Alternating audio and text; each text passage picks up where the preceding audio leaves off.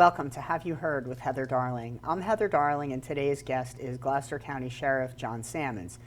John was sworn in December of 2021 and has been serving as the Gloucester County Sheriff since January of 2022.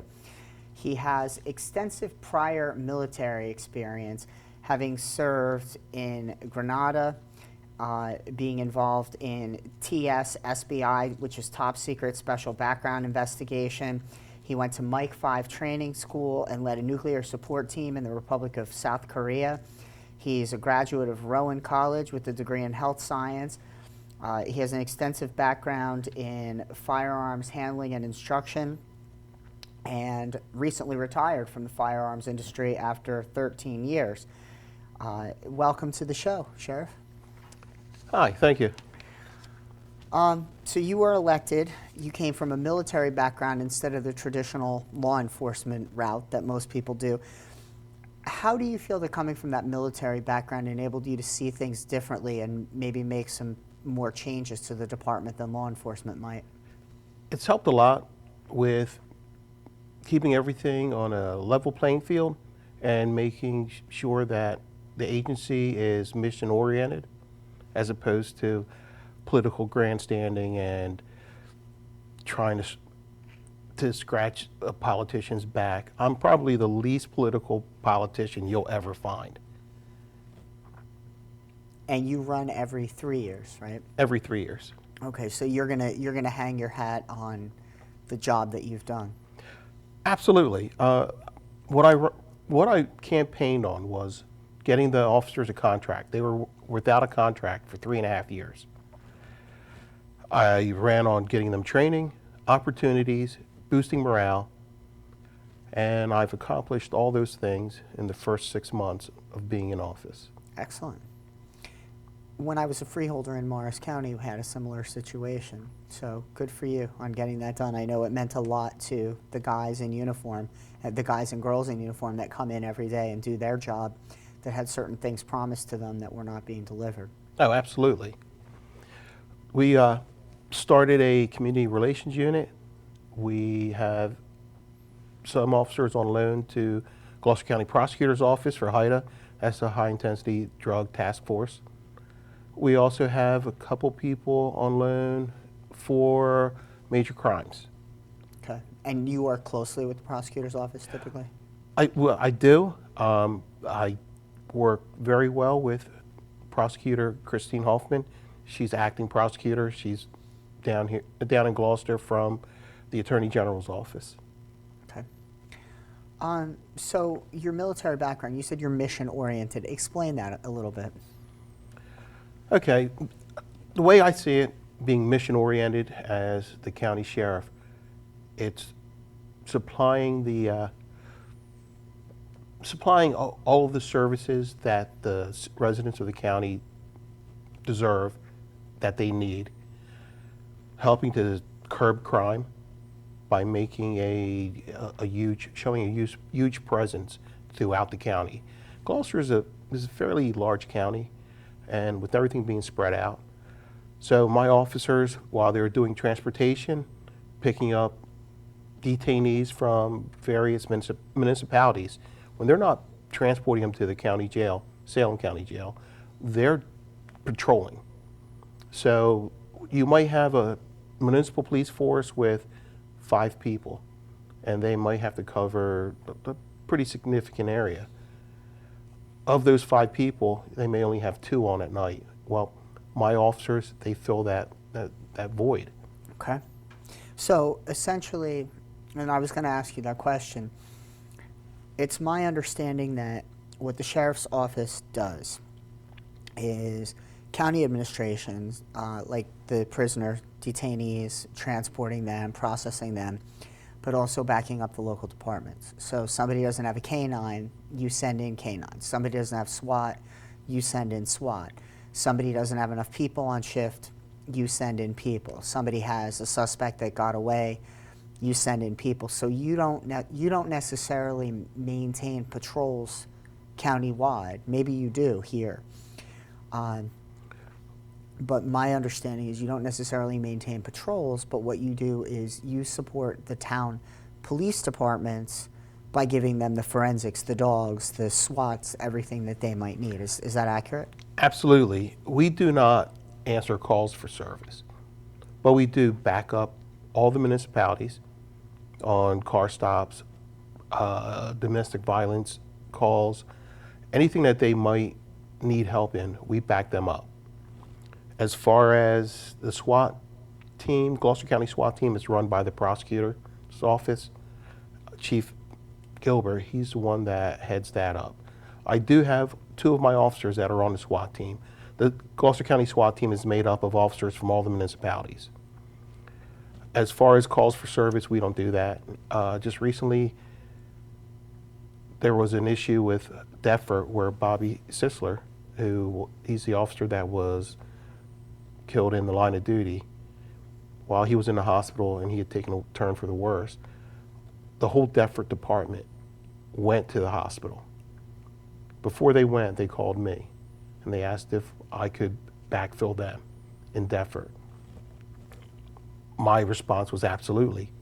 When and how many? And they came back with, we need 4 in 15 minutes. So that was a light lift.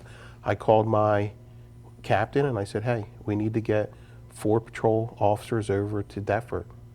And we accomplished that mission. Everybody had a chance to go up and see Bobby prior to him passing away. That's a really sad note for your county this year. It is. It is. Deptford has not had a break at all this year. This year's been bad for them. I've been in contact with Deptford and let them know, let their chief, Joe Smith, know that we're there for him, anything he needs. So you brought up geography. You run from essentially the Jersey side of the river, from Philadelphia down to Wilmington, Delaware, which is a long way, really, geographically. And then you run sort of southeasterly toward Vineland. Yes. In there, you've got cities, I guess, like Deptford, that are pretty highly populated and not necessarily with the greatest elements in certain parts. And then you've got a lot of forest, where you have forest fires. You've got the pinelands. You've got your cranberry bogs, a lot of open area, and then you've got your residential scattered all throughout this. So given the multiple different areas that you cover, how difficult is it for you to train and field a personnel? Because obviously not everybody can be everywhere at one time. You have divisions. How many people do you have? How do you handle that? As of right now, Gloucester County Sheriff's Office, we have about 125 sworn officers, about 14 civilian staff. Of those sworn officers, we have approximately 5 canine officers. We have 3 dual-purpose dogs, actually 4 dual-purpose dogs. 3 of them are explosive detection and apprehension. 1 is explosive detection and drug interdiction, which is, I'll come back to that dog. And then we have 2 bloodhounds. Okay. The bloodhounds, they were recently on the news. Well, last year, they had found 3 young boys that were lost in the woods in Magnolia. Magnolia, that is in Camden County. They reached out to us and we deployed 2 canine officers, 1 bloodhound, and Shiloh made national news, finding those 3 boys. As far as the drug interdiction dog, the handler of that dog had some foresight that I don't know where it came from. He never had his dog imprinted on marijuana.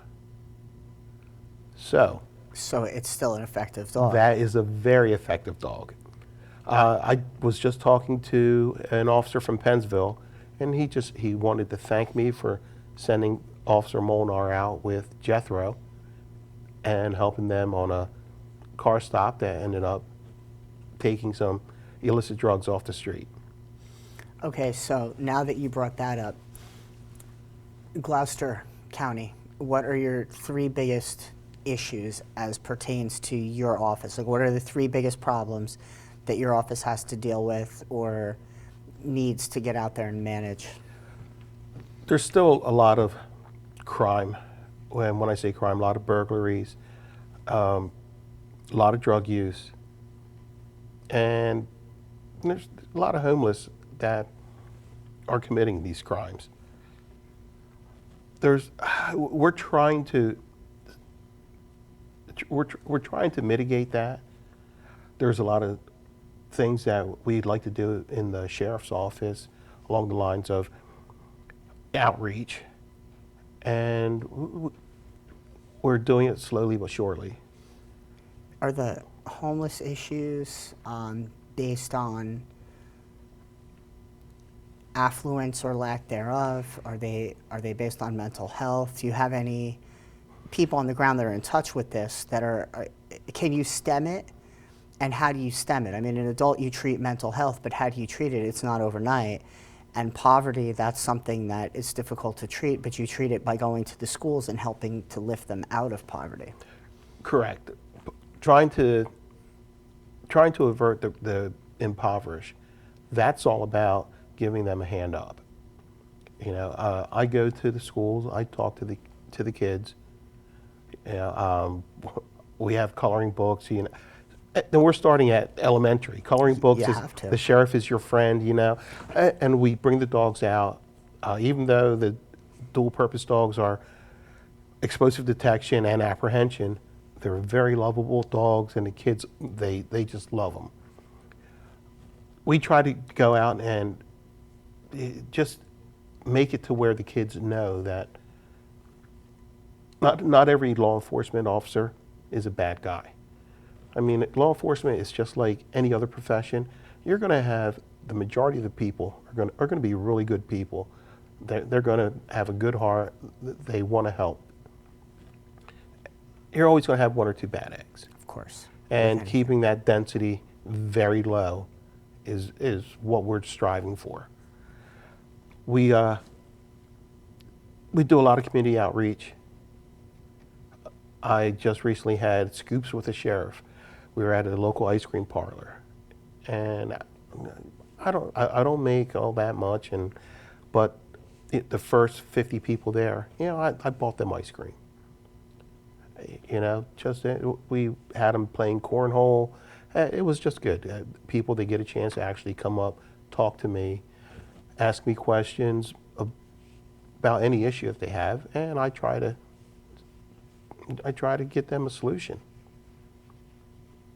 Believe it or not, we're at that point in the show where we have to take a quick commercial break. So everybody stay tuned. We'll be right back with more Gloucester County Sheriff John Sammons on Have You Heard?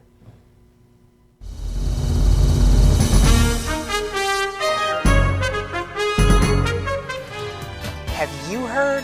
Join me, Heather Darling, weekly for a different spin on politics, business, law, and other key issues you will not want to miss right here on RVN TV. Hi, my name is Janice Kovach, Mayor for the town of Clinton and new host of My Town. Do you ever wonder how something takes place in your town? Do you have questions about how to find out what's happening? Questions about the budget? We've got the answers for you. I'm going to be talking to government officials and elected officials, getting those questions answered. Catch us every Tuesday and Friday at 1:30 on RVN Television.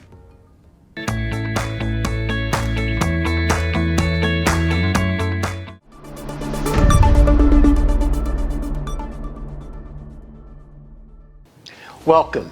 I'm Barry Lefkowitz. I'm your host on New Perspectives on RVN TV. I come to you each week with issues and topics that you will generally find in the news. And if you're looking to be able to get caught up and know what's going on, then New Perspectives is the show for you on RVN TV. Look forward to having you.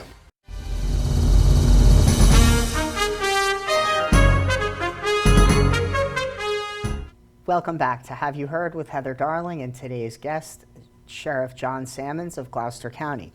Sheriff, we were talking about the fact that the Sheriff's Office backs up the local departments and supports them in the needs that they may have. as a county level with maybe more resources so that there's resource sharing. And you're talking about community outreach. It's usually the local departments that are out there interacting with the communities. And I know you told us a little bit about how that's different with you. But if they're the boots on the ground, so to speak, what is your function? We actually, any event that we have, we will go ahead and invite the local departments. So it just about every event, it's a combined. So it'll be the Gloucester County Sheriff's Office and, let's say, Glassboro, or Gloucester County Sheriff's Office and Deptford Police Department. That way, they don't get the feeling that we're trying to come in and take over. There's been rumors that we're trying to make it a county police department and do away with the municipalities, but we're not. We don't want to do that. I don't want to be a county police chief by no stretch of the imagination. We're there to help them. We're there so so they can extend their resources, use our resources to better serve the residents of this county. You know, it's interesting because you said that you have 120 something right now. I don't know their current number, but we have a town, Parsippany, one town, has in Morris County 120. At one point, they had 120 some officers. That's one town. Yes. And here you are with a whole county that stretches from Philadelphia to Wilmington and over to Vineland with the same number of officers.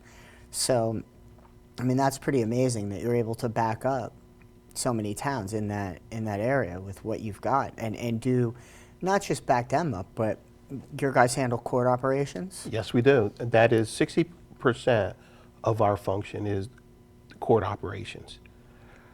Our corrections, although we don't have a jail, but I still have about 14 or 16 corrections officers. They handle all the transport of the prisoners from Salem County Jail to the courthouse, to doctor's appointments, and other court appearances around the state. So if it's a Gloucester, if the inmate's residence is in Gloucester, Gloucester COs handle that inmate the entire time during their incarceration that there's a transport? If you are arrested in Gloucester County, and if it's, let's say it's a warrant out of Gloucester County, and you're lodged in the jail, even though it's Salem County Jail, you are our responsibility. What about when you're in the jail? When you're in the jail, then you are Salem's responsibility. Okay. Of course, we fund everything that they do for our detainees. And apparently there's some cost savings because I know certain jails, it seems that in New Jersey there are less and less jails being utilized today. Certain counties put in newer ones, and other counties that had older ones decided on cost savings. And I guess the other counties, it just makes more sense for them to take them in. And now with bail reform, which I want to ask you about, with bail reform, they don't stay very long. No, they do not. Right now, 2/3 of the inmates at Salem County Correctional Facility are Gloucester inmates, 2/3 of them. Not having to pay for all the COs, their salaries, their health insurance, all of the maintenance on the jail, because our jail, it was getting a bit old and run down. It did save the residents of the county a significant amount of money at first. I would think it's probably $50 million and upwards to build a jail. Oh, yes. To build a jail right now, the cost is so prohibitive. It's unbelievable. Right now, Cumberland County is going through some issues with their jail. They're looking to build one, but they're also sending prisoners up to Essex. Now, that in itself has some issues. A lot of issues. Because now if you're incarcerated for something relatively minor and they send you up to Essex, well, your family's not driving up to Essex to see you. So there's some talk that Salem might be taking some of those inmates also. I know Camden wanted to regionalize the jail, which would be spectacular if they would.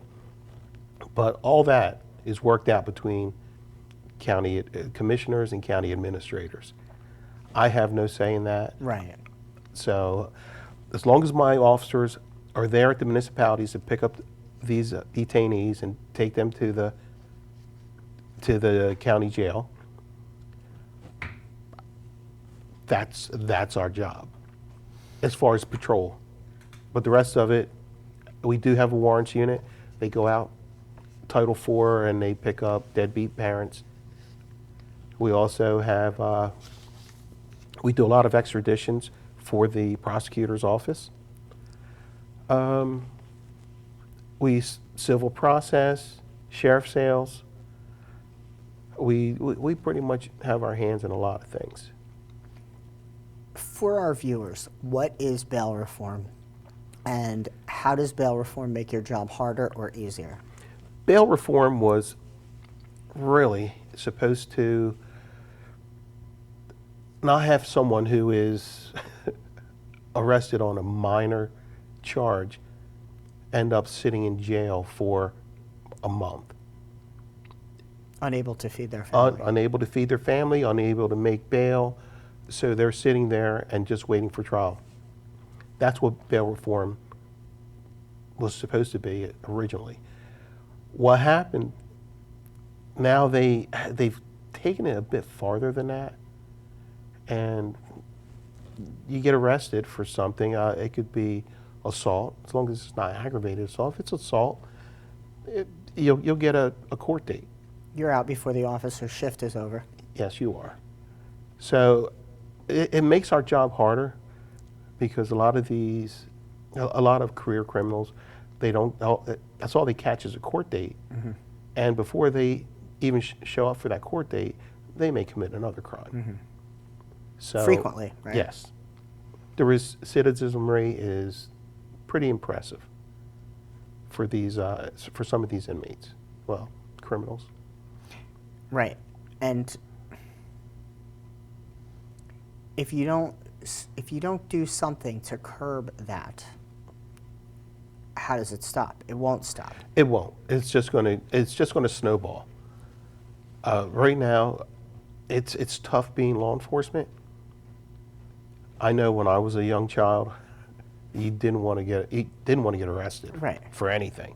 If you did, not only might you get roughed up a little bit by the police, but when my parents got there to get me, oh, they were going to rough me up a bit too. I ended up having a very healthy respect for law enforcement. So but right now, that's out the window. Mm-hmm. It seems my generation has done more harm than good. We want our children to have more than we had growing up. And we kind of went overboard. I know my parents, they gave me everything I needed to succeed, mm-hmm. not everything I wanted. Mm-hmm. And my generation, we're giving our kids everything. Mm-hmm. So it's just a cascading effect. I think that's a great way of saying it because I agree with you. I'm from that same generation, and my father, you phrased it perfectly. Exactly what I needed, definitely not everything I wanted. And kids got cars. Some kids got cars. Now when I drive past the high school, every kid must have a car because the parking lot's full. It's lined up down the road, and they have cars nicer than I'm driving. Oh, absolutely. It's the best of the best of the best. There can't be personal responsibility because no one ever taught them. Correct. When you do something, I know if I brought home a note saying that I didn't do my homework and I had detention, my parents were not going to the school to talk to the teacher to get me out of detention. They were like, hey, you didn't do your homework. Guess what? You got detention. Oh, and by the way, you're grounded. So it was... And you probably had to walk home. Oh, yeah, absolutely. I didn't actually ride to school until my about senior year, but until I went to high school. And because I lived in an outlying district and they just built a new high school, I actually took a bus to high school. Like a transit bus? No, it was a school bus. Okay. But we drove right past Bridgeton High School. And we were one of the outlying districts of the city of Bridgeton. So my mom was a teacher at Bridgeton High School, and I would get on a bus and we'd drive past Bridgeton High School. I'd see my friends walking to school, and I was probably 25 minutes away still by bus. Wow. So it was different, very different. I know you noted some of the changes, but what were the biggest changes that you made to the sheriff's office when you took the helm? The biggest thing was letting the officers do their jobs. Well, that's probably the second big. The biggest thing was settling their contract. I thought it was a travesty for those officers to work 3.5 years without a settled contract. It was kind of weird because going in, they were told, "You wait. You think we're bad," because it was a Democrat sheriff prior to me, and he said, "Republicans, they don't like unions. You'll never get your contract settled." And we settled the officer's contract in the first 30 days in office. So that really was a mission of yours. It was a mission of mine, and by 6 months we had settled 3 other contracts.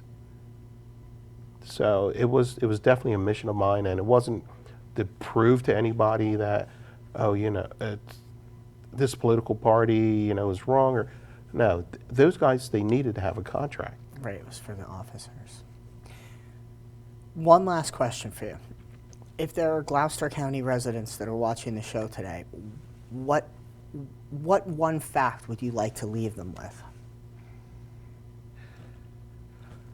There's a lot of places I've gone to, and everybody comes up and they tell me, I've never met the sheriff.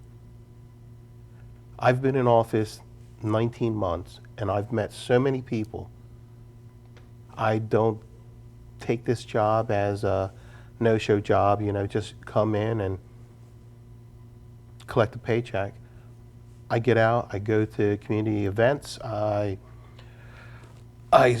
swear people in. I'm out there. I am here. I am your sheriff, and if there's anything you need, feel free to give me a call. Great last words. I appreciate that. Sheriff, thank you for coming on the show today. Thank you for having me. Absolutely. Hopefully we'll get you to come back in another 19 months and talk about your next set of accomplishments that I'm sure yourself and your officers, as well as the people you serve, are looking forward to. And everyone, thank you for tuning in today for Have You Heard with Heather Darling and today's guest, Sheriff John Sammons from Gloucester County. See you next time.